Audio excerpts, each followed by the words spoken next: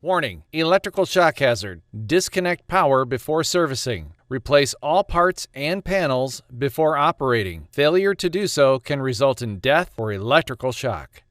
Excessive weight hazard. Use 2 or more people to move and install dishwasher. Failure to do so can result in back or other injury.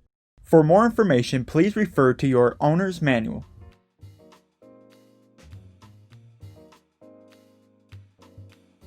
If you see water in the drip tray, it will need to be emptied. To remove the drip pan assembly, press the snap at each side of the plastic tray in toward the center of the product and pull toward yourself.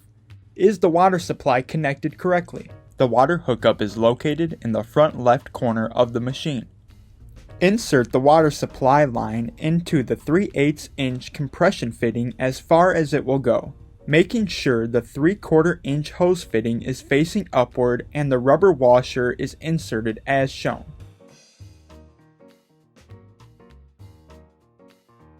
Secure the nut to the elbow by holding the elbow fitting with a pair of pliers and tightening the nut using a 5/8 inch open-ended wrench.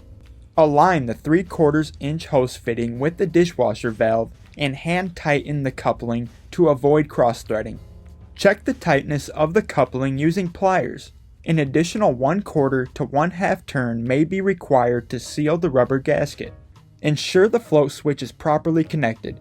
Reconnect float switch by aligning the connector with the connector housing and pushing in until the locking tab is visible over the back of the connector.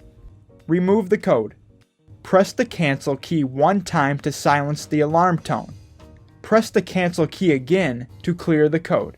For more information, please refer to your owner's manual.